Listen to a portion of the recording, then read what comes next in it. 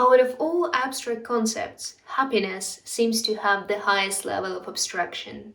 Unlike with security or safety, we can't perceive the reasons leading to happiness, for it is well known that there are people who own everything and yet are miserable, and there are people who own nothing and yet are truly happy. Happiness has become a byproduct of consumerism, a gift card you can purchase for yourself or your friends. Recently, I've seen many people chasing happiness, making it their life goal. That made me wonder, what is this thing that we call happiness, and where and how can we find it? So, in this video, I'm gonna try and put in my 2 cents on the thousands of years of philosophical quest for happiness. It looks like many problems stem from the simple fact that we use one word to mean two different things. We use the word happiness to mean a temporary feeling, an emotion.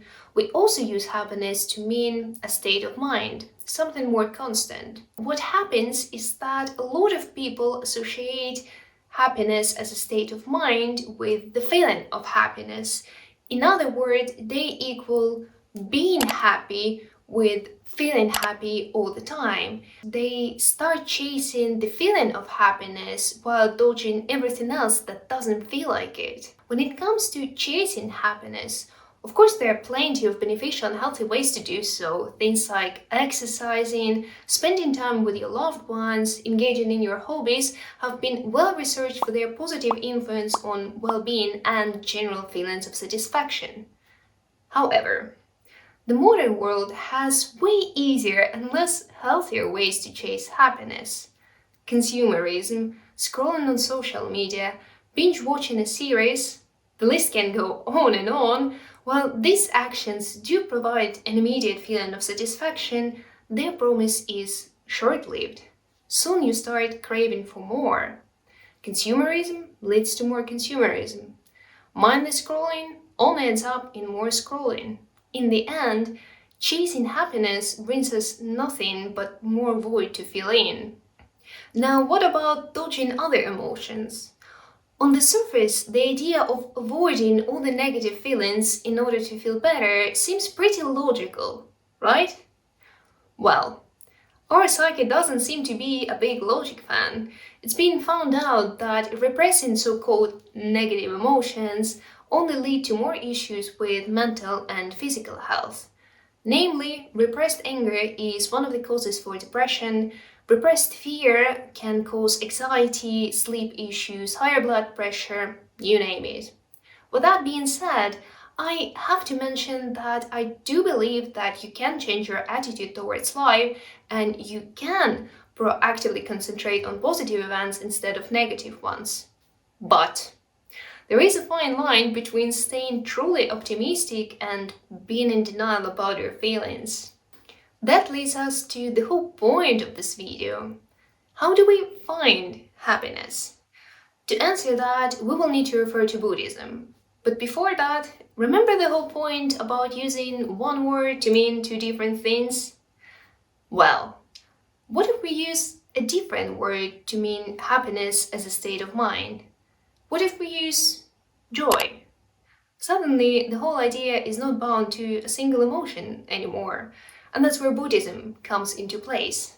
Buddhism tells us that suffering arises not from the pain itself, but from the resistance towards pain. There is this famous quote, largely attributed to Buddha: "Pain is inevitable, suffering is unnecessary." What it basically means is that suffering comes from avoiding the reality. That's why the path to happiness can't lie through denying your uncomfortable feelings. The only way to it is through acceptance. Think of all these times when your fear or your anger or your sadness for that matter was partnered with a tremendous joy just because you were letting yourself feel all these feelings. Or if that's too hard to relate to, remind yourself that every emotion has a very clear evolutionary purpose. Namely, fear moves us forward, it helps us protect ourselves and our loved ones. Sadness helps us adapt to change. It also protects us from a potentially dangerous environment by quite physically slowing us down and making us stick to the familiar. Fear, apart from flagging to us a potential threat, also makes us aware of our desires and shortcomings. By accepting your feelings and treating them as your support system rather than an enemy, you get a permanent access to joy. You no longer need to look for happiness, it's always there, accessible to you at every given moment. Happiness is simply about being alive. Wait, that's not all? No. I would like to add a final word to make this whole theory complete, and I'm going to do that by marrying East and West. In his Nicomachean Ethics, Aristotle proposes a concept of eudaimonia, which is usually translated as happiness. According to Aristotle, it is a virtuous activity in accordance with reason. Now, it is enough to say that modern day English is not the same as ancient Greek, and what he means here is simply finding your purpose. I have to mention that happiness has historically been part of ethics, so a purpose should be connected to morals and more often than not is about serving others. However, no one can tell you what this could look like to you. It can be about saving lives or making a big scientific discovery. It can also be about making really nice coffee mugs everyone enjoys drinking from.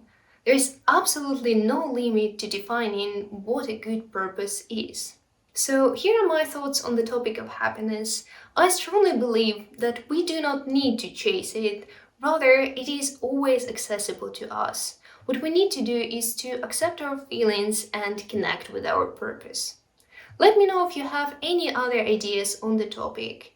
And I'll see you in the next one. Have a good day. Bye.